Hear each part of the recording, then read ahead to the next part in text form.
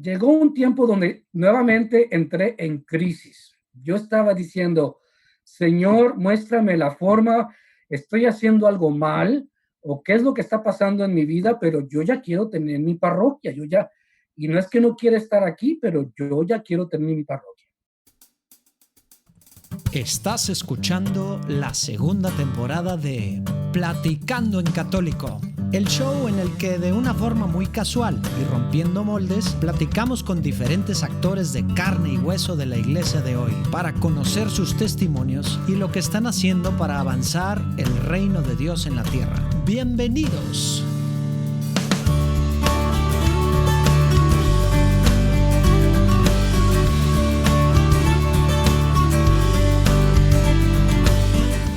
Hey, ¿cómo andan?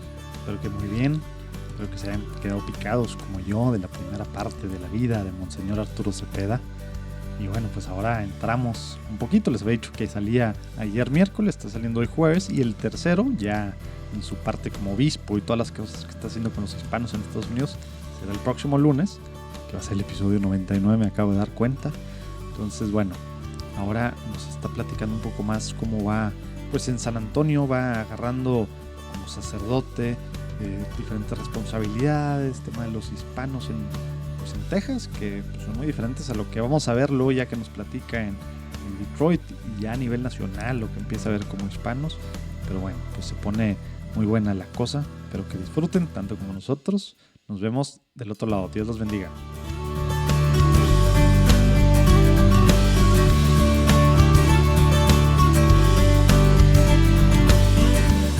Entonces, siendo ya como vocacionero, nos platicabas, Monseñor, que estabas yendo pues a las universidades y luego aparte con el señor arzobispo, que decías tú que pues que era un santo, que platicaba yo que se me puso la piel chinita. Nos decías que tenías demasiado trabajo, ¿no? Entonces, con estas dos cachuchas que tú tenías, pues empezaste a involucrarte un poco más con los jóvenes y aparte, antes nos platicaste que estabas tú precisamente por tu estudio de la maestría y en Tierra Santa, lo que habías hecho en Tierra Santa, que tenías mucho en tu corazón estas ganas de, no nada más de evangelizar, sino de formar a nuestros hermanos latinos, ¿no? Entonces, si nos puedes ir platicando qué siguió de esto, de esta etapa, Monseñor, ¿cómo estuvo la cosa? Gracias, José, gracias por permitirme estar en tu programa, en tu podcast, y también saludar a toda tu audiencia, que seguimos, como siempre lo he dicho, hay que seguir el plan de Dios. Y la forma en hacerlo es estar abierto, hacer nuestras preguntas, pasar por el proceso de discernimiento, inclusive luchar con Dios, y está muy bien eso, es muy saludable, porque como humanos tenemos nuestras preguntas. Y sin embargo, Dios tiene un plan, y como yo siempre te lo he dicho, Dios tiene un plan y la iglesia tiene un lugar para cada uno de nosotros. Y eso siempre ha sido, como quien dice, mi mensaje, especialmente cuando estaba hablando ahora en este ministerio de director vocacional. Porque como director vocacional con todos nuestros jóvenes, hombres y mujeres, la pregunta es la misma. ¿Cómo sé si es lo que Dios quiere para mí? Y la respuesta que yo les daba, no sé. La realidad, no sé. Lo que sí sé es de que es Dios el que toma la iniciativa, es Dios el que lleva a tu corazón esa semilla vocacional, y todo lo que tenemos que hacer es ser abiertos y saber y hacer nuestras preguntas y continuar con ese proceso, continuar caminando con Dios. Así que para mí uno de los momentos que he tenido en mi vida ministerial como sacerdote también, fue ese momento de estar acompañando a nuestros jóvenes. Como tú sabes, con nuestros jóvenes, ese es el momento en que hacen las preguntas básicas de quién soy, qué hago yo aquí y qué voy a hacer con mi vida.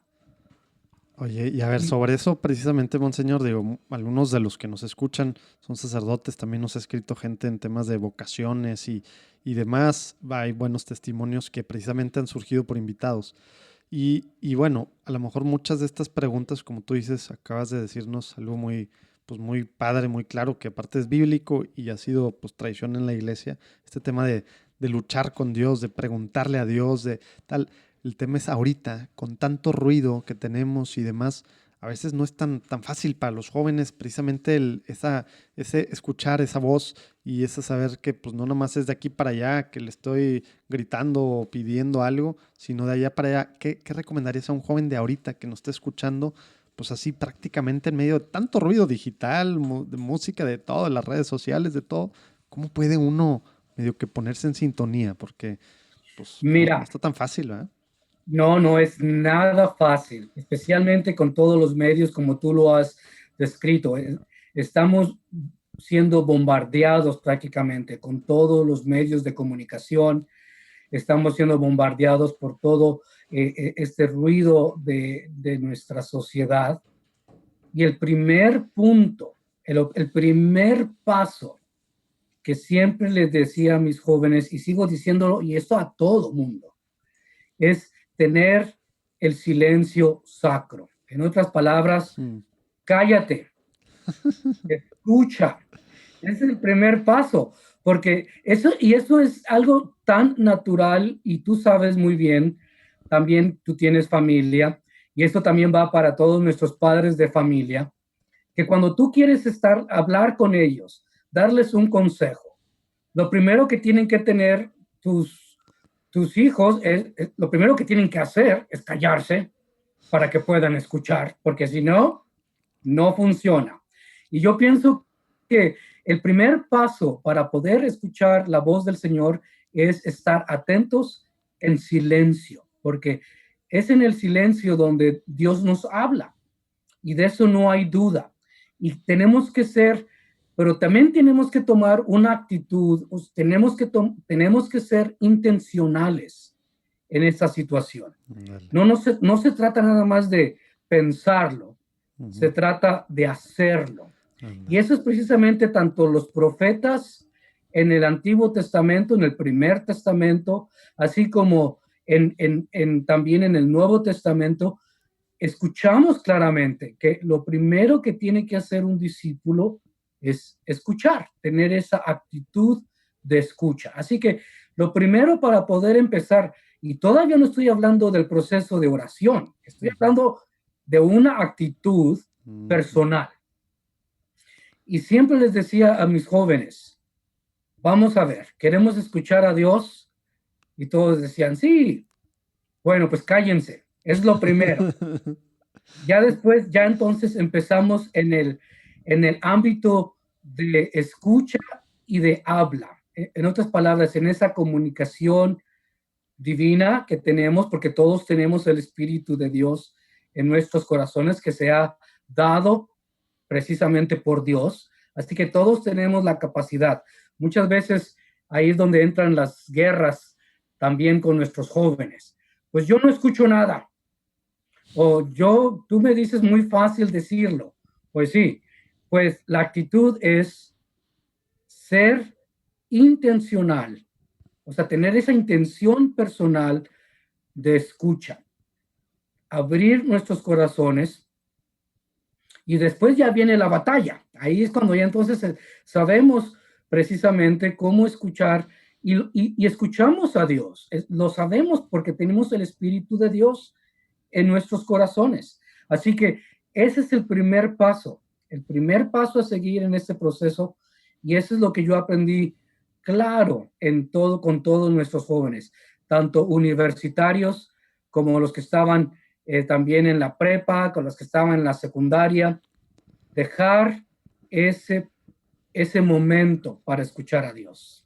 Oye, y algo, corrígeme, monseñor, pero algo que al final como que queremos hacer, me pasa a mí, o antes me pasaba muchísimo, sobre todo en mi adolescencia y mi juventud temprana, porque quiero pensar que sigo en mi juventud, pero ya no en la temprana, que quería una señal súper clara, así que fuera casi un mail que me mandara Dios, que me dijera algo, o una llamada directa y que me dijera puntualmente qué hacer.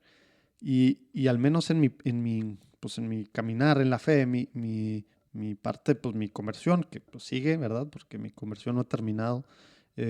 Como que ha sido mucho darme cuenta que al final el regalo de libre albedrío, pues es súper importante, ¿no? Y que pues yo puedo decidir una cosa o decidir otra, escuche algo por acá, escuche algo por acá, y al final yo también puedo medio que discernir, pues, entre varias opciones, pues buenas, pero diferentes, tratando de escoger la mejor, ¿verdad?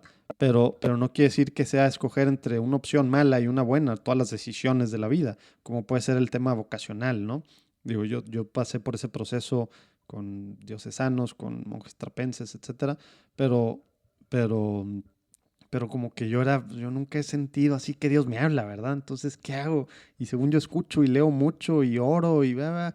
Entonces como que al final era mucho pues ver lo que decía mi mente, pero también sentía yo y lo que yo veía de caminos, pero pues no sé, para los jóvenes de ahorita, a lo mejor que están escuchando sobre eso, Monseñor, el tema es que al final hay que aventarse, ¿no? Y tienes que probar y por eso no dices, ok, voy a ser padre y ya te ordenan, ¿verdad? Por eso el tema de entrar al seminario sigue el discernimiento, ¿verdad? Y sigue por Claro. casi 10 años, ¿verdad? Digo, no sé cuántos, depende de cada diócesis, de 7 a 12 años, según entiendo, pero, pero es el proceso de discernimiento, sí, en el seminario. Puedes meterte en el seminario no estando seguro de que puede ser, de que Dios te llama a eso, y es para eso, ¿ah? No es nomás para formarte para ser padre, es para seguir discerniendo. Estoy más o menos en la línea.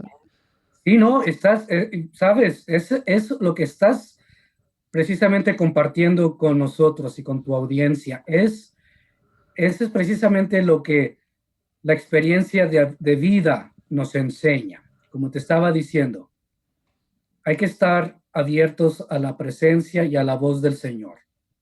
Tenemos que escucharlo, sí, tenemos que tener esa intención personal de escucharlo. Pero también en este proceso, y tú lo has dicho, y quiero tomar dos puntos que precisamente estás compartiendo. Uno es ver las señales o pedir una señal. Y eso es increíble, créeme, eso es lo más, para mí es música al oído. Cuando yo escucho a un joven decirme, pues yo quiero una señal, que sea clara, yo quiero una... ¿Y sabes qué les digo yo siempre?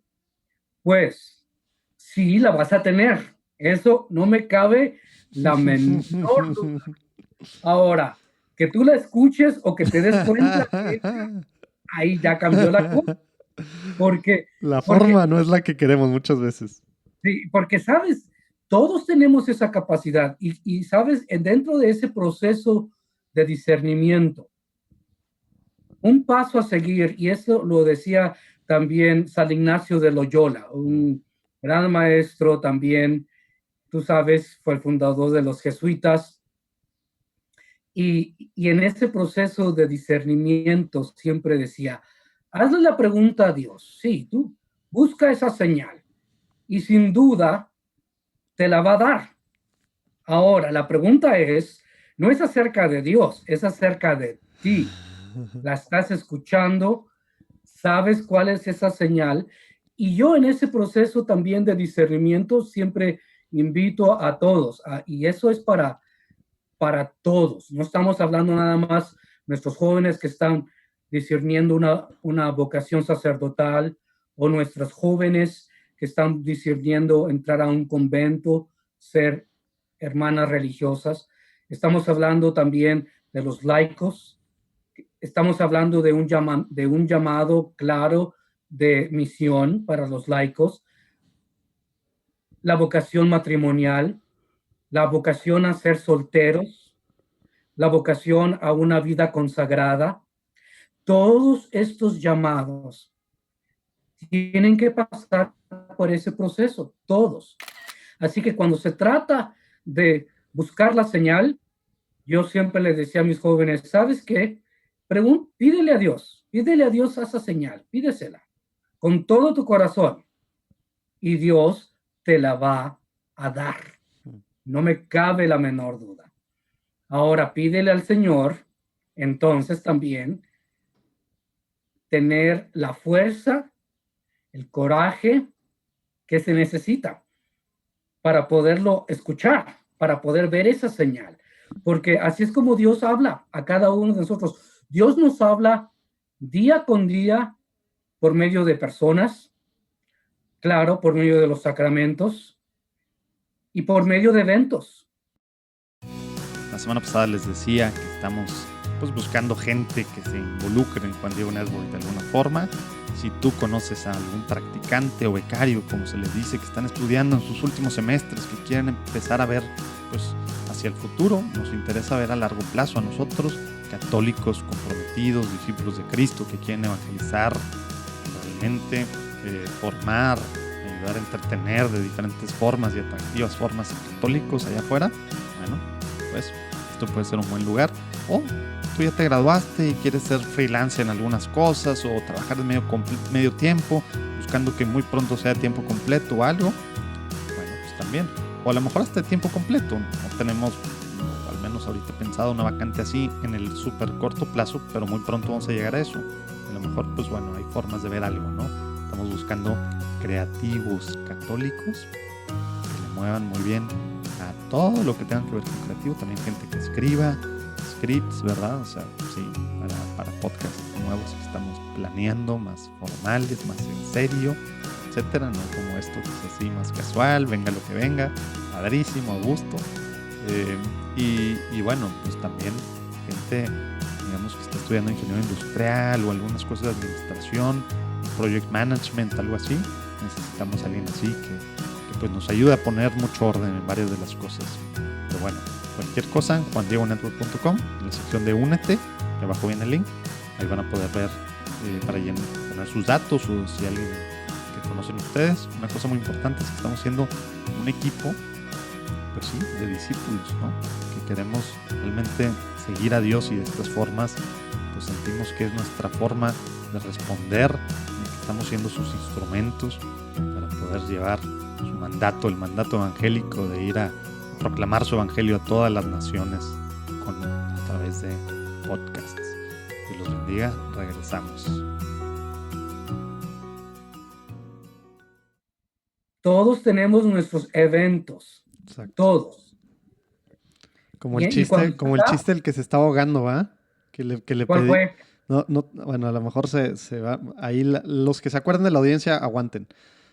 Ahorita terminamos, pero el que se está ahogando, que empieza a subir, como que se viene una inundación y estaba en su casa y empieza a subir el agua, se sube al techo y sigue subiendo el agua y llega y él pues orando, llorando, Señor, ven tú, sálvame y tal. Y pues llegan unas personas en la lancha, hey, vente, no, le estoy orando a Dios para que venga a salvarme. Y luego en un helicóptero, hey, ahí está, ahí te vamos a aventar este rollo. No, estoy orando porque confío en que Dios va a venir a salvarme. Y total, así ya entendiste el punto, ¿no? Van pasando tantas personas que están viendo cómo ayudarlo y él orando, pensando que Dios directamente iba a venir a salvarlo de no ahogarse, ¿verdad? Porque él estaba buscando una forma muy específica y tocas decir, ¿qué dijiste? A ver, padre de Monseñor, dijiste las señales en cuanto a eventos, a otras personas, ¿qué otra dijiste? Y los sacramentos. Los sacramentos. No Claro. es un mail que vamos a recibir de Dios, no es una llamada, No. aunque también puede ser, digo, ha pasado a santos y a gente, obviamente, en sueños, directamente se ha aparecido más a través de a lo mejor ángeles o de la Virgen María o de otros instrumentos, pero pues las cosas sobrenaturales no es lo normal, ¿verdad? Por eso son sobrenaturales, lo normal es como tú dices. Exactamente. Y todos poseemos esa virtud, tenemos esa realidad de ser naturales y también reconocer lo sobrenatural. Uh-huh. Porque todos tenemos, esa es una realidad nuestra. Así es como Dios nos creó. ¿Sabes? Ya después tendremos la oportunidad de hablar un poco de teología espiritual. Esa es mi especialidad. Estaría Y esas padrísimo. son mis clases que siempre he dado. Y tenemos esa oportunidad de reconocer el mundo sobrenatural, Ujú, porque es una realidad. claro. Y cuando estamos en contacto con estos mundos, el natural y el sobrenatural, créeme, hay una mejor armonía en reconocer la presencia divina en nuestras vidas. Y es Ujú, por eso que es muy importante reconocer, como te estaba diciendo, esa presencia divina, ese llamado, ese reconocer lo que Dios nos pide hacer en todos estos hechos, tanto en los sacramentos como por medio de personas y en los eventos. Estamos en la misma sintonía si lo abrimos. ujú. Inclusive, nuevamente, San Ignacio de Loyola, el gran jesuita que abrió esta sociedad, siempre nos decía y nos indicaba, la distancia más grande que tenemos nosotros con Dios es aproximadamente unos cuantos centímetros. Es la mente y el corazón. Mm, Y es únicamente cuando podamos entrar entre nuestra mente y el corazón, es cuando podemos encontrar y conocer a Dios. ¿Qué órale. tal? No, pues. Eso es parte de un discernimiento y eso es lo que nos ayuda a entender que a veces nuestras luchas, y sabes tú, a veces nuestras luchas están en el corazón Ujú, y no queremos meter nuestras ideas en nuestra mente. A veces nuestras luchas están en nuestra mente, están en nuestra memoria, están en lo que sabemos, en el raciocinio y no queremos meter el corazón. Y sin embargo, la mejor forma del discernimiento es tener los dos unidos. no pelearlos. No, ya no nos peleamos, ya para qué peleas con tu corazón o para qué peleas con tu mente. Tenlo unido y ahí entonces sí vamos a tener una comunicación más clara, vamos a tener un discernimiento más claro. Y nuevamente, como digo, sabemos que tomamos la decisión de acuerdo a la voluntad de Dios cuando experimentamos la paz de Dios que solamente viene de Él. Así que imagínate, eso me ayudó muchísimo a mi crecimiento personal y cuando estaba lidiando con todos nuestros jóvenes, porque todos pasamos por ese proceso y es muy bonito. Y no es un proceso que termina nada más en la adolescencia, ¿no? Y tú sabes mejor que nadie, José, también, yo también lo reconozco, es un proceso de por vida y es muy Ujú, bonito, créeme, cuando una vez ya entendamos cómo sintonizarnos, pues adelante, hay ujú, que tomar nuestro tiempo. ¿Sabes? Por ejemplo, ahora en día, con todos estos nuevas formas digitales que tenemos de comunicación y de radio y de televisión, pues se nos ha olvidado que hubo un tiempo, no sé si tú recuerdes, quizás estabas muy pequeño, cuando todavía teníamos que sintonizar la radio, ¿ok? ujú. Con ese botoncito y estabas en el carro y salías Shh. tú, sí, y salías tú en carretera, por ejemplo, que ibas muy rápido y todo y perdías comunicación, Ajá. perdías la sintonía y tenías que buscar ese botón así y lo tenías que hacer como despacio, no había de otra, no había opción, tenías que hacerlo bien despacio para sintonizarte, tenías que hacerlo. Bueno, pues para mí es una imagen clara de cómo se sintoniza uno con Dios. También no podemos estar a las prisas, no podemos estar corriendo de un lado a otro y seguir teniendo la misma señal. No, tenemos que Híjole. hacerlo despacio, tenemos que ser conscientes de esa sintonización y tienes que hacerlo personalmente. ¿Te das cuenta? Sí, y qué difícil ahorita, y como dijiste hace rato, tiene que ser algo intencional. Me acordé del libro de Paz Interior de Jacques Philippe, del padre Jacques Philippe, que cita a muchos pues, padres, bueno, no padres, doctores de la iglesia o maestros, mejor dicho, en este tema de la calma, que no quiere decir estar enclaustrados necesariamente como estamos ahorita. La calma, como tú dices, Monseñor, de no estar corriendo aquí para allá y nuestra mente ni a nuestro corazón le damos descanso para estar en sintonía, para poder escuchar a Dios. Si no, pues nos puede estar gritando y no vamos a escuchar, ¿verdad? Nos puede estar dando mil señales y no las vamos a ver. Wow, padrísimo, Monseñor. Claro. Podríamos seguir yéndonos por estos caminos mucho, pero ¿qué te parece que regresemos a San Antonio? Muy bien. Antecito de que te convertiste en el obispo más joven de Estados Unidos. Platícanos cómo fue ese tiempo antes y luego ya llegamos a Detroit. Bueno, pues mira, si estás listo para escucharme, mira, sucede que para el año 2000, y eso ya entonces hace 20 años, yo ya estaba entonces como secretario, como director vocacional, dando clases en la Universidad Oblata también. Y entonces fue donde el arzobispo Flores me pidió considerar seguir con estudios de posgrado. Sinceramente, no había pasado por mi mente. Claro, me gustan los estudios, me gusta el mundo académico, pero en ese momento no eran mis planes, para serte sincero. Yo ya estaba muy bien. Me fascinaba estar de asociado como vicario en la catedral, trabajando con mi gente. Y eso fue precisamente lo que me pidió hacer el arzobispo. Me dice, ¿sabes qué? Queremos mandarte a estudios a Europa, a Roma. Eso fue para mí simplemente algo que no estaba esperando.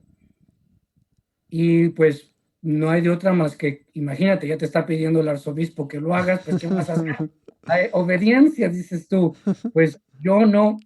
Y sucede algo muy interesante. Esos son tantas anécdotas que gracias a Dios uno va aprendiendo de ellas en la vida.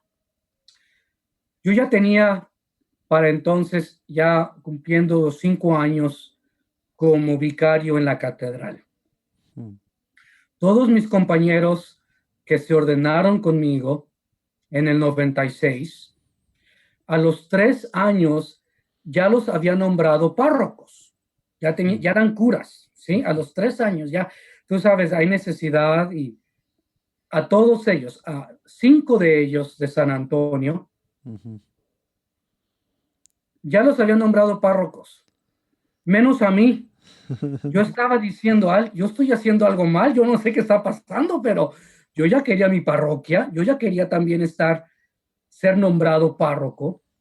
Y todos mis compañeros siempre decían, pues yo no sé qué estás haciendo, pero pues ahí te quiere el arzobispo, ahí te quedas. Y se burlaban. Créeme, tú sabes cómo somos jóvenes sacerdotes, ya todos ellos siendo nombrados párrocos. Y a mí sinceramente me daba esa como tristeza también. Yo decía, bueno, pero ¿qué me pasa? Pues ya después de que ellos estaban siendo nombrados, pues yo iba también a sus parroquias a ayudarles y tú sabes, hablar y tener retiros. Y ellos prácticamente decían, pues, ¿qué pasa contigo? ¿Y a ti por qué no te han nombrado? Pues, no sé. ¿Qué tal? Soy el padre Alejandro Ortega, los saludo con mucho gusto desde San Antonio, Texas, donde colaboro en la Catedral de San Fernando. Cada domingo estoy publicando un podcast que hemos titulado Al Punto. ¿Por qué le hemos llamado así? Porque quiero desentrañar con ustedes una palabra, una frase, una idea que me ha parecido central del Evangelio que meditamos cada domingo con la iglesia. ¿Qué buscamos con esta explicación de este pasaje o de esta pequeña frase o incluso a veces una sola palabra del Evangelio?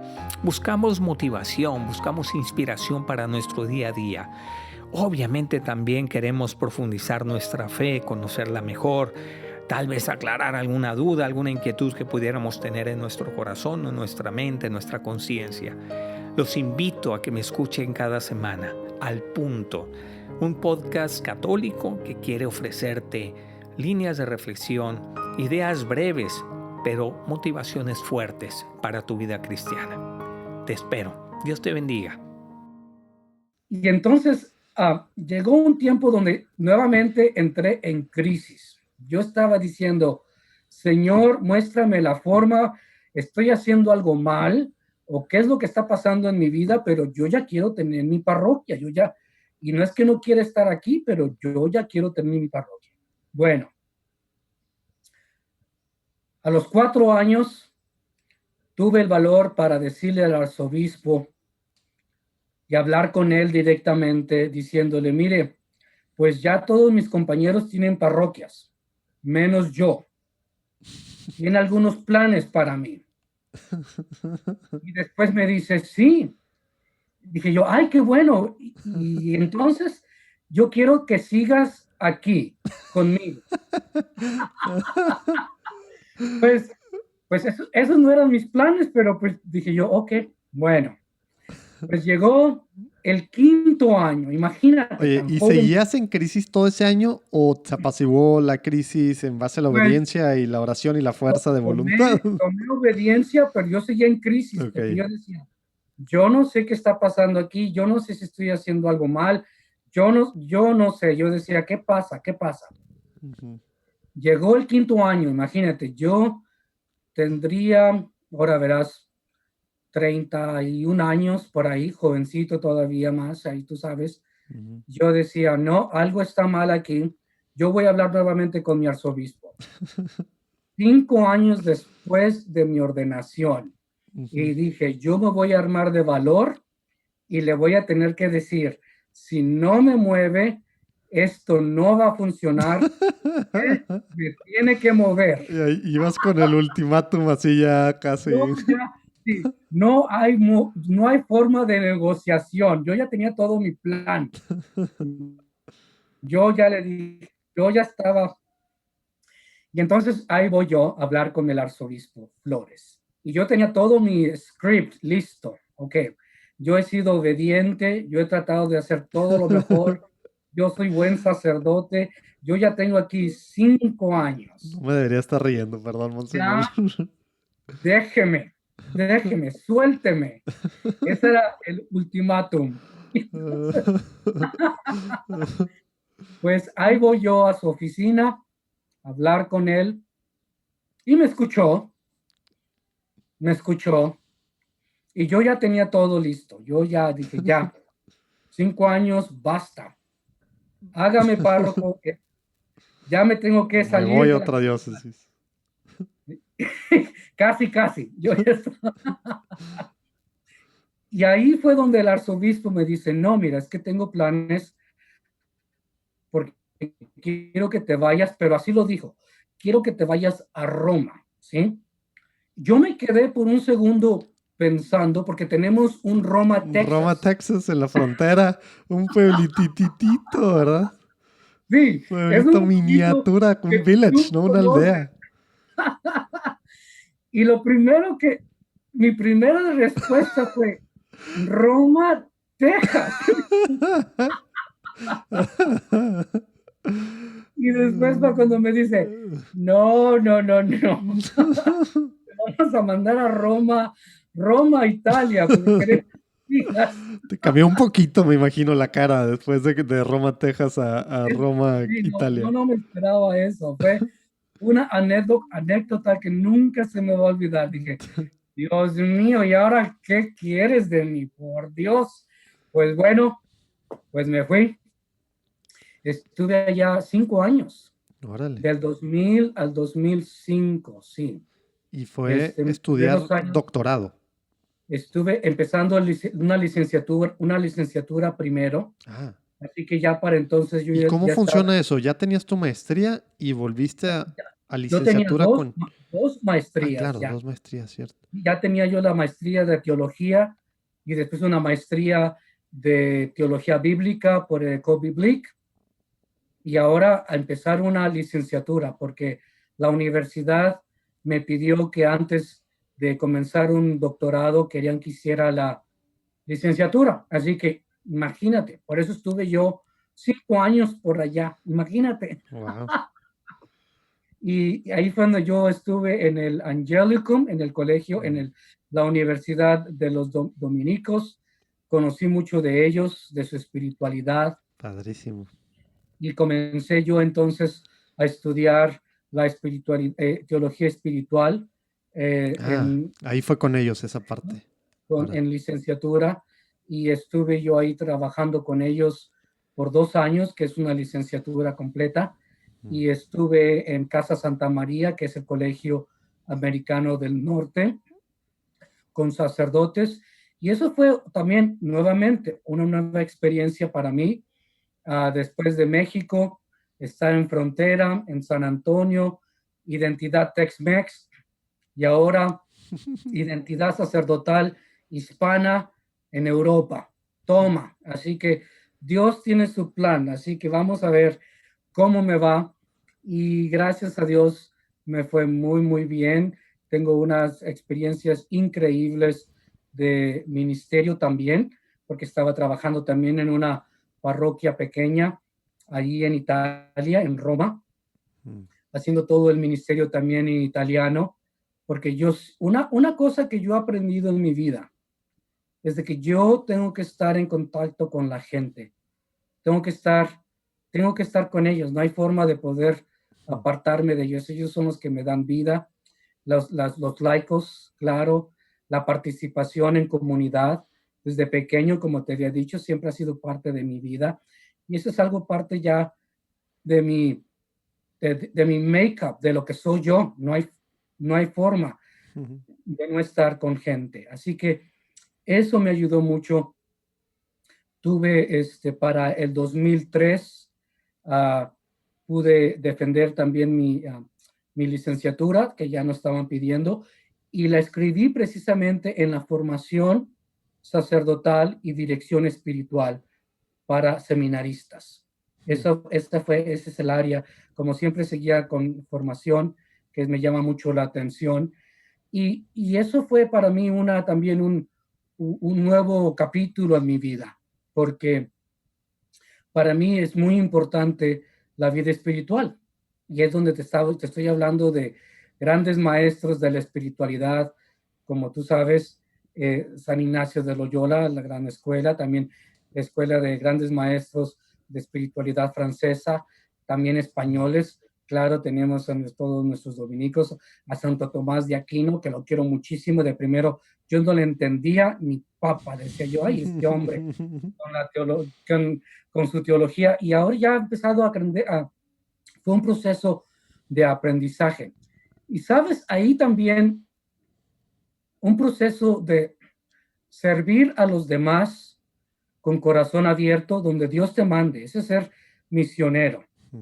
Y esto es un capítulo también que me ayudó muchísimo, y quizás para nuestra audiencia que conoce y que sabe de personas que están en el servicio militar. Todos los que toman ese servicio, a todos nuestros hermanos y hermanas que están sirviendo a nuestro país también en bases militares. Yo no conocía mucho del servicio militar. Y no fue sino hasta que llegué a Roma, a Italia, donde yo comencé a conocer más de su vida. Y te digo por qué. Porque durante los veranos hay mucha necesidad de capellanes católicos para las bases militares en Europa. ¿Sí? Que yo realmente no conocí. Yo había servido, ayudado también de aquí, tú sabes, misas, también ayuda en nuestras bases militares en San Antonio. Pero realmente vivir en una base militar, conocer su mundo, pues yo no lo conocía. Desde el primer verano que tuve yo en Europa, se nos llegó la invitación a muchos sacerdotes, claro, de habla, americanos, Estados Unidos, para poder ayudar como capellanes. Y sabes tú, con todas estas ideas que yo tengo de misionero joven, sacerdote, dije, yo me apunto, yo, ¿por qué no? Y fui aceptado como capellán militar en la base militar más grande de los Estados Unidos en Europa, que se encuentra en Alemania. Wiesbaden se llama. Está al norte de Mainz, de la ciudad de Mainz, en Alemania. Pues yo fui a dar allá, ¿tú crees? Y no sabes tú el número de familias y de hombres y mujeres de servicio hispanos que tenemos en esa base militar. Órale. Es increíble. Pues yo estuve sirviendo por 3 años. Oye, y para tener una idea de los tamaños, porque dices que es la más grande en Europa, ¿cuánta gente vive en la base militar o cuántos son más o menos? Aproximadamente 10,000, de 10 a 15,000. Wow. O sea, sí es un pueblo. Es enorme, es la más grande. Y tenemos aproximadamente ahí más del 60% de nuestros hermanos y hermanas en servicio son hispanos. Wow. Bueno, oye, eso no creo que lo sepan muchas personas en Estados Unidos, ¿verdad? No, yo no lo sabía. Wow. Y tampoco pienso yo que muchos de nuestros, y especialmente nuestros ciudadanos, nuestra gente tiene que saber del servicio que prestan nuestra gente hispana latina, overseas, como le llamamos, que están en una base militar. Pues para mí eso fue un nuevo capítulo en mi vida. Créeme, me fascinó. Fue una bendición enorme de poder estar celebrando sacramentos en inglés y en español, es poder estar viviendo con familias, con jóvenes, también dando su servicio a nuestra nación. Yo tengo un gran respeto, créeme, al servicio de nuestra gente, de los que están viendo por nuestro país, que están sirviendo a nuestra nación en bases militares. Así que por 3 años estuve sirviendo también ahí, ¿tú crees? ¿Y cómo funcionaba eso? O sea, ¿ya no estabas en las clases para licenciatura y el doctorado? ¿O era parte? No, ¿o viajaba seguido? Lo que pasa es de que se sigue el ciclo escolar también en Europa, como lo hacemos aquí. Así que en el verano tú no tienes clases, tú estás de vacaciones prácticamente, ¿sí? Entonces, muchos de los sacerdotes regresan nuevamente a Estados Unidos. Yo me quedé en Europa, yo me quedé sirviendo a nuestra gente allá, porque entonces por 3 veranos es lo que estaba haciendo. Entonces, en lugar de regresar a San Antonio, me iba para Alemania. Padrísima experiencia. Oye, fun fact, también Monseñor Cabrera, que es el señor arzobispo pues de Monterrey y el presidente de la SEM, también cuando estuvo allá nos platicaba en el podcast que él también se quedaba en sus veranos allá y se fue a Alemania también. Él a trabajar en fábricas de carros, sí. Creo que en BMW, no sé dónde trabajó. Sí. Pero pues sí, él por temas de dinero, que no había dinero para regresar acá, ¿no? Y entonces, digo, padrísimo que puedas tomar también esas experiencias, y lo tuyo se me hace algo muy único, ¿no? Porque te dio, aparte, otra visión sobre lo que están haciendo los hispanos allá, y obviamente, pues bueno, en general esta cosa que a lo mejor como latinoamericanos no viviendo en Estados Unidos, para nosotros es bien difícil entender este tema de las Fuerzas Armadas y Estados Unidos y las bases por todos lados y que haya capellanes. Pues, o sea, no es, digo, México no tiene ninguna base armada fuera del país, ¿verdad? Y el ejército acá, tristemente, aunque es respetado, pues no es lo mismo que en Estados Unidos, ¿verdad? Claro. No se tiene la misma visión y es muy diferente. Entonces, para nosotros es muy difícil entender eso. No sé cómo era para ti antes de llegar allá. Sé que ya tenías en San Antonio algo de contacto con las Fuerzas Armadas de Estados Unidos, pero me imagino que te abrió pues el horizonte Claro. completamente. No, y tienes razón, José, como decías tú con tu entrevista con Monseñor Cabrera, sí, la mayoría de los sacerdotes que van a estudiar al Colegio Mexicano, que están en Roma, los veranos, muchos de ellos tienen el permiso para poder ir a trabajar a fábricas en otras partes de Europa, precisamente Sí, de obreros.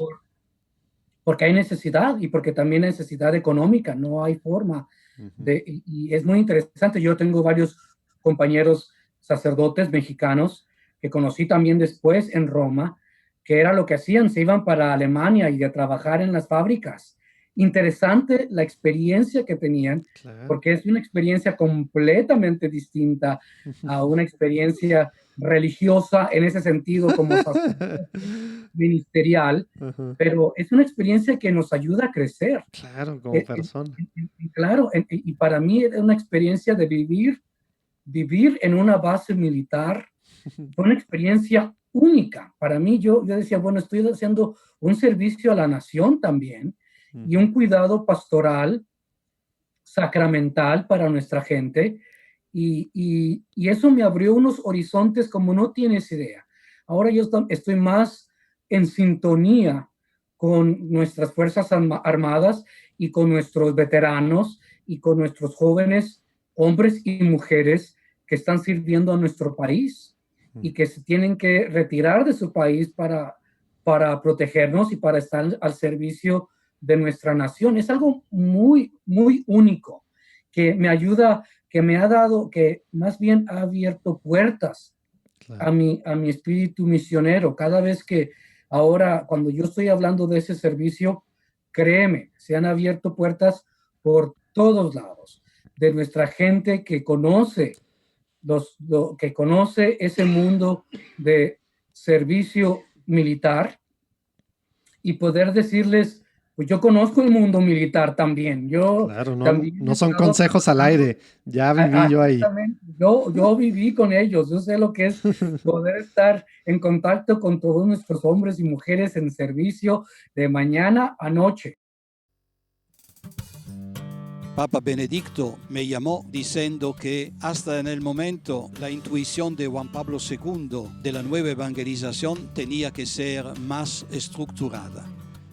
Hablándome simplemente me dijo, yo creo que usted tiene que ser el primero presidente del Consejo para la Nueva Evangelización. ¿Qué piensa? Yo lo miré y mi respuesta fue, Santo Padre, es un desafío.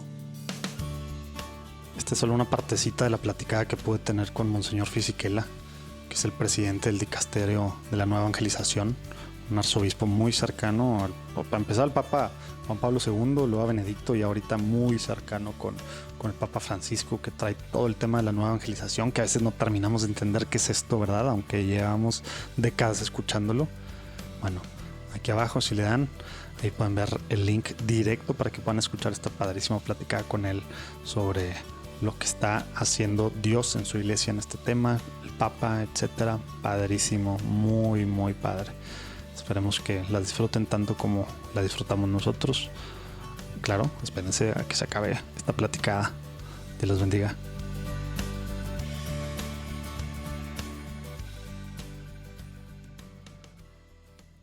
Poder servirles en misas, poder servir los sacramentos, poder bendecir casas ahí con ellos también, poder estar en sus dudas, en cuando están sufriendo también melancolías o que se sienten separados de la familia, o recibir órdenes también, lo que significa poder estar con nuestros jóvenes, estar con las botas puestas, como decimos. Así que eso fue una experiencia increíble. Para mí también muy de mucho orgullo personal también en ese sentido de decir, estoy sirviendo a mi nación, estoy sirviendo a mi Dios, estoy sirviendo como sacerdote, estoy sirviendo también como misionero y poder dar la buena nueva. Así que eso es algo que me ha ayudado mucho, créeme. Y pues bueno, después a regresar a empezar los estudios. 5 años después. Bueno, regresar a Años la realidad en Roma. a la realidad, a Y, terminar un doctorado en espiritualidad, ajá. que es un doctorado, precisamente lo escribí en el desarrollo espiritual, los frutos espirituales de los encuentros en los Estados Unidos, de nuestra Ah, gente hispana. Tú sabes, claro, es claro. el primer tratado doctoral que se ha hecho, porque ese es precisamente lo que te pide siempre te piden en las universidades. ¿Cuál va a ser tu aportación a la iglesia? Mm. Pues tú sabes, tienes tantas ideas y dices tú, bueno, ¿qué voy a aportar de nuevo? Tantos maestros espirituales y doctores de la iglesia, ¿qué voy a poder decir yo? ¿Y sabes quién fue la fuente de mi inspiración para llegar a ese punto?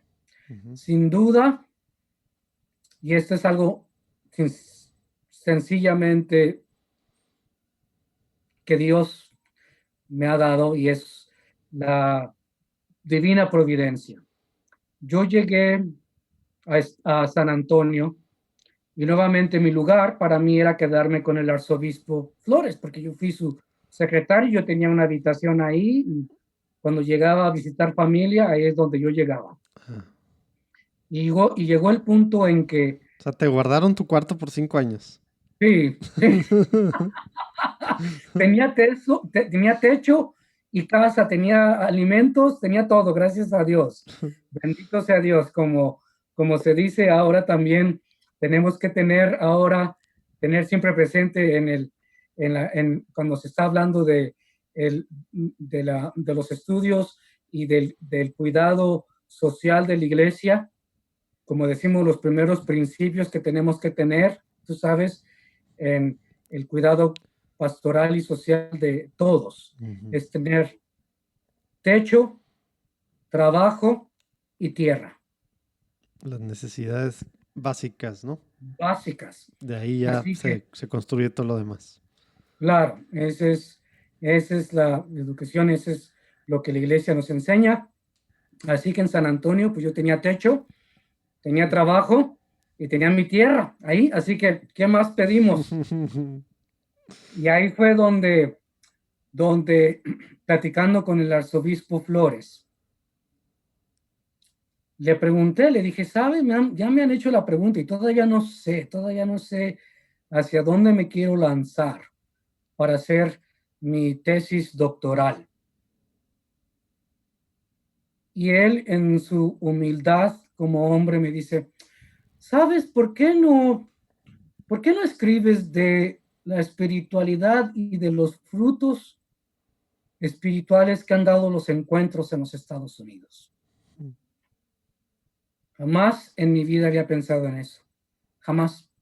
Y no se había hecho un estudio doctoral en los encuentros, no teníamos absolutamente nada. Teníamos los hechos y teníamos libros y teníamos estudios, no estudios, pero el Plan Pastoral Nacional del Ministerio Hispano, pero realmente un estudio doctoral, niente, nada. Pues ahí fue donde yo me lancé, ¿tú crees? Bendito sea Dios. Y mira, ¿quién Oye, iba a pensar que iba a estar ahora ah, como líder de estos encuentros? y ahorita es buen momento, Monseñor, porque a lo mejor los latinos, espero yo que los latinos que nos escuchan de Estados Unidos sepan que es pues, los encuentros y ahora ya han escuchado mucho estos pues, últimos años del quinto encuentro, pero ¿qué tal si nos platicas un poco, a lo mejor en Claro, resumidas cuentas, de dónde, cuándo fue el primer encuentro, hace cuántas décadas fue, pero sobre todo la importancia de este quinto encuentro que no ha culminado, ¿verdad? O sea, sí ya hubo un documento que se lo presentaste claro, tú a finales del año pasado al Papa Francisco, pero sigue, ¿verdad? Y esto la cosa es que sigue. claro. Platícanos un poquito qué quiere decir Mira, el quinto encuentro, bueno, el encuentro para la iglesia en Estados Unidos y para para los latinos y la iglesia en Estados Unidos, ¿no? claro, mira, sabes, los encuentros, el primero que se comenzó en los 70s, ¿sí? En el 77, 76, pero tiene una historia muy importante reconocer que estos encuentros es un proceso de reunir a nuestra gente, de escuchar a nuestra gente hispana en los Estados Unidos. Es el primer país donde a nivel nacional se ha hecho intencionalmente un foro, una plataforma de escucha, una plataforma de discernimiento, una plataforma de consulta de cómo es que la Iglesia Católica Hispana en los Estados Unidos está funcionando, está viviendo y está siendo partícipe de la Iglesia mundial, de la Iglesia Católica.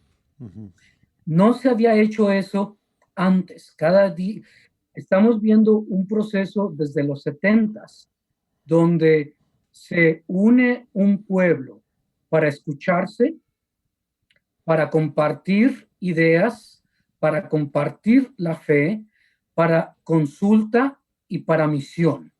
Y eso es algo muy, muy importante reconocer. ¿Y sabes de dónde viene todo esto? Las raíces vienen de nuestra iglesia latinoamericana. Desde ya la conferencia en aquel tiempo del CELAM, de la Conferencia Episcopal de Latinoamérica. Estamos hablando de iglesias como El Salvador, Nicaragua, también de México, de nuestras islas caribeñas. Ya desde los 70s estaban hablando de un proceso de escucha, de acción y también de misión, que es el proceso de ver, juzgar y actuar. Yo no sé si tú habías escuchado esos pasos que son parte de nuestra memoria histórica. Nuestra gente en Latinoamérica ya tenía esa experiencia de ver, juzgar y actuar como iglesia. Ellos, nuestros patrones de inmigración, siguen vivos y esas personas llegaron también a nuestro país, a Estados Unidos, ya desde los 70s, así que ya tenían esa experiencia. Pero es una experiencia que surge desde las bases, como le llamamos, desde las parroquias. No estamos hablando de una jerarquía que abajo. llega de arriba a abajo diciendo, esto es lo que tenemos que hacer. No, estamos hablando de un proceso desde las bases, desde nuestra gente. Por eso me imagino que ha de ser súper complicada la organización de esto. La organización estructural es tener en mente nuestras bases, que son las parroquias, nuestras comunidades de base. Se hablaba mucho de eso en los 70s. Ya se hablaba de una teología también, de una espiritualidad, de un proceso de escucha de nuestra gente. Y ahí es donde empieza ese proceso, empieza de las bases de nuestras comunidades, de nuestras familias, de la iglesia doméstica, y empieza de ahí a subir a un nivel parroquial, a un nivel diocesano, a un nivel regional, hasta un nivel nacional. Y ese ha sido el espíritu de los encuentros que hemos vivido en los Estados Unidos. Estamos hablando de los 70s ya, ¿ok? Y eso es lo que hasta ahora nos ha llevado a, y esto es en pocas palabras, yo te puedo tener todo un podcast, créeme, me imagino, de varias semanas de escucha y de todo un proceso, créeme, que me llena de vida. Luego hay que ver esos temas en otro lugar, en otro programa, que espero que se pueda hacer. Ese es prácticamente el esqueleto de todo esto, de todo un proceso que hemos vivido, que queremos seguir haciendo y que estamos viviéndolo ahora ya en el 2020. Imagínate, es un proceso que nos llena de vida porque estamos llamados a ser misioneros del amor de Dios y estamos llamados a ser misioneros ahora en los Estados Unidos, reconociendo que el 60% de nuestra vida católica, el 60% de nuestra vida católica es menor de 18 años y ese 60% es hispano-católico. Sí, quieran o no, en unas décadas la iglesia católica en Estados Unidos es completamente diferente, ¿no? Claro, Va a ser hispana, tal cual. claro. Y por eso, bueno, me imagino, porque al final te pones a ver los datos y sé que ahora, bueno, ahora, pues este último año, de hecho esta semana pasada también ya hubo un nuevo obispo latino, ¿verdad? Para Estados Unidos. Ha habido nuevos obispos latinos, pero de todos modos es dispar la cantidad de católicos latinos que hay en Estados Unidos con el clero, empezando obviamente por los sacerdotes, pero también con los obispos, ¿verdad? O sea, Claro. ves y proporcionalmente no encaja, ¿verdad? Entonces No, esperemos que estos, pues, estos años pues sirvan para que el futuro que va a ser de latinos en Estados Unidos, que ya está siendo de latinos en Estados Unidos en la iglesia, pues también haya clero pues, latino, ¿no? Pero y sabes, platícanos un... Ah, ajá. como dices, José, yo pienso que ese es un momento también de gracia donde tenemos que elevar nuestra voz y poder ser, ya habíamos hablado del censo, ser contados, pero Ujú. también inclusive en la iglesia católica, ser reconocidos, ser esa presencia con las que tenemos que trabajar nuestras nuevas generaciones. Y este quinto encuentro nos ha ayudado mucho a poder juntar y tener dato claro Ujú. de hacia dónde está yendo nuestra Iglesia Católica. La representación jerárquica, Ujú. como tú lo has mencionado, no continúa siendo a la par. Todavía necesitamos más Mucho. presencia jerárquica, o sea, nuestros líderes que sean hispanos, porque esa es una realidad. Sabes, como anécdota también, y como presidente del subcomité de Ministerio Hispano en la Nación. El año pasado tuve un encuentro también como decir un taller Ujú. uh, dado a nuestros obispos de Estados Unidos. Y todos tienen la opción de llegar a distintos talleres durante nuestra Asamblea General. Pues yo di uno de ellos. Y la mejor forma quizás para poder entender, para poder llegar a nuestros hermanos obispos es no únicamente con números, pero también con una realidad que se tiene que ver. Ujú. La mejor forma que lo pude hacer, y después ya me estaban diciendo, mira, pues ya tiene más sentido, dije yo, pues sí, fue que les estaba diciendo a mis hermanos obispos, claro, ellos son mayores, más mayores de edad que la que tengo yo, pero entonces les estaba diciendo, conforme vamos en nuestra iglesia católica en Estados Unidos y viendo los datos de tantos jóvenes que son ya 60% de ellos hispanos, que son católicos, eso quiere decir que, que en 20 años, en 10 años, le dije yo, nosotros seguimos como obispos protegiendo y tenemos que seguir hablando de nuestra vida sacramental. Y ellos, no, sí, claro, eso es lo que tenemos que hacer. Dije, muy bien, eso quiere decir que en 10 años sus sobrinos, sus sobrinas o nietos sobrinos, yo no sé cómo se llaman a los que son ya los más grandes, le dije yo. Eso quiere decir que siguiendo el patrón de la vida sacramental, sus sobrinos se van a casar sacramentalmente con un López o un García. Y se quedaron viendo. Y les dije, sí, porque si estamos hablando de nuestro pueblo hispano, de nuestro pueblo católico, pues no va a haber de otra. That's it. Y vamos a seguir casándonos, pues en sus familias van a tener un García o un López, de seguro. Y esa es una realidad. Y me estaban viendo y me decían, no, pues sí. Digo, pues hay que trabajar ahorita, porque queremos seguir la vida sacramental, claro. Tenemos que ver los números, claro. ¿Cuáles son? Imagínense, todos van a tener un gran número de hispanos católicos. Gran número. Pues sí, no, y quieran o no, tienen que empezar. Por eso creo yo que hay algunas diócesis, obviamente sobre todo en el sur, porque el sur eso no es del futuro, en el sur ya se ve, ¿verdad? En el sur ya es la mayoría de los católicos. Y a ti te Claro. tocó eso en San Antonio, ¿no? Pero quisiera seguir entrando al tema del quinto encuentro, monseñor, pero para irnos un poquito en orden. Entonces, haces tú tu tesis doctoral en el impacto espiritual de los encuentros Ujú. y luego cómo se da ahora sí el tema de ser el obispo más joven de Estados Unidos. Ya para llegar, porque estamos terminando nuestra Sí. final de podcast, imagínate.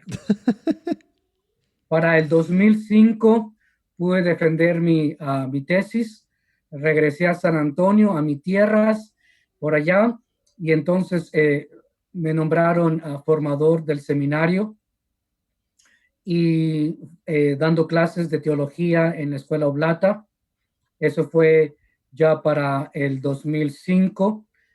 2 años después, el arzobispo José Gómez, ya para entonces ya no estaba Monseñor Flores. Patricio Flores. Él fue el que me nombró vicerrector del seminario, mi propio seminario, que Ujú. yo amo muchísimo, el Seminario de la Asunción en San Antonio, Texas. Me nombró vicerrector. Para el 2010 me nombraron rector del seminario. Es un seminario de los pocos en Estados Unidos que es completamente bilingüe. Mm. Todos los que pasan por el seminario tienen que hablar inglés, español y tienen que saber celebrar los sacramentos en inglés y en español. Wow. Estamos sirviendo más de 17 diócesis en la Órale. O nación. sea, los mandan ahí mucho por esta razón, porque pues precisamente el futuro es hispano, entonces quieren que sus padres Claro, anglos. claro. Órale. Y yo estaba en el cielo, créeme. Ese era un plan, gracias a Dios divino. Dream job. Bendito sea Dios. Me nombraron rector, que era más joven también, a los 40 años, Ujú. rector del seminario. Y listo. Yo dije, este es el plan de Dios. De aquí hasta que me muera. De aquí no me sacan. Ya aquí ya estamos listos. En el 2011, el Papa Benedicto XVI es el que me nombra obispo. ¿Cuánto tiempo llevas de rector? Un año. Un año. Sí. Te duró poco el chiste. Un año. En el 2011 me llega la llamada tú sabes, por el embajador del Papa, el nuncio apostólico, Ujú. que el Papa Benedicto XVI me ha nombrado obispo. Yo me quedé con la boca abierta, no estaba esperando absolutamente esas noticias. ¿Es una llamada o es una carta? ¿O es un mail? ¿O qué es? Primero es una llamada y después te manda la carta. O sea, te habló, te dijo de repente ahí la secretaria o quien sea en el seminario, le habla el nuncio apostólico y desde ahí estás... Ay, ya de María. Dije, ¿y ahora qué hice mal? ¿Ahora qué pasa? Así fue. Wow. Fue en abril, el 18 de abril, recuerdo muy bien, porque fueron momentos de mucha de gracia, claro, pero completamente de sorpresa. Esas sorpresas que no esperas de Dios, que no esperas de la iglesia y que no sabes ni qué hacer, porque el llamado fue claro. Esto es lo que quería el Papa Benedicto XVI, que a propósito, él me conoció personalmente porque él fue profesor mío cuando estaba también haciendo mi licencia en Mira. Roma. Para entonces él era nada más el cardenal Ratzinger. Órale. Yo lo conocí bien también, así que pues ahí tienes tú, doble sorpresa, ser nombrado obispo a mis 41 años y ser nombrado a Detroit, que en mi vida había yo conocido Detroit. Un poquito diferente a Texas. Ahí a nos quedamos. Ándale, muy bien. Aquí le seguimos entonces. Aquí Sí, todavía se queda mejor. Ya voy para 10 años aquí, tú casi, vamos a ver. Pero así fue. Wow. El día ya estaba fijada la fecha para mi ordenación episcopal 3 semanas después. ¿Tú crees? Fue todo el tiempo que tuve yo. No tuve tiempo ni para poder hacer mi retiro canónico que se supone que tengo que hacer. Uh-huh. Yo estaba de rector, estaba ya a mediados ya de finales, tú sabes, los semestres académicos, y el 5 de mayo me ordenan obispo auxiliar de Detroit. Wow. Y esto ahorita tenemos que terminar, pero lo vamos a seguir la próxima vez. Sí, ¿verdad, monseñor? Porque ya andas con tiempo. Yo sé. Pero así es, José. Wow, pues padrísimo, monseñor. Pues muchísimas gracias por este tiempo. Yo creo que la próxima ya va a ser más cortita, aunque me dan ganas de extender, pero bueno, pues igual así está padrísimo, pues bueno, conocer tu historia de primera mano y ahora sí creo que podemos entrar más la próxima vez en el tema de los hispanos. Obviamente claro. Mucho con el tema de Unleash the Gospel, también de lo que estás haciendo allá en Detroit, pero el tema de los hispanos que híjole, yo sí veo, bueno, obviamente no he leído todo del quinto encuentro, pero he leído pues muchas partes y he visto muchas de las cosas y sí tengo mucha esperanza en lo que eso pueda ser para la Iglesia Católica en Estados Unidos, hombre, porque se necesita sí o sí, no hay de otra, y mejor hacerlo así planeado, ¿verdad? Porque si no, el futuro llega aunque no hagamos nada, ¿verdad? Pues más vale, como nos dice el pasaje bíblico, más vale que nos encontremos trabajando, que el Señor nos encuentre trabajando. Eso es muy importante. Exactamente.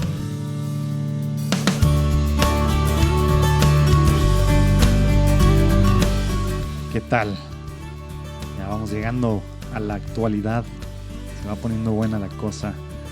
Y les digo, puede esto ser de 10 episodios de Platicando en Católico, etcétera, etcétera. Pero bueno, espero que hayan disfrutado. Acuérdense de compartir por todos lados que ustedes quieran. Facebook, WhatsApp, decirle a conocidos en persona, si es que siguen viendo a personas así. Y bueno, pues Dios los bendiga mucho. Nos vemos el próximo lunes, que va a salir la vida ya de obispo de Monseñor Arturo Cepeda. Dios los bendiga.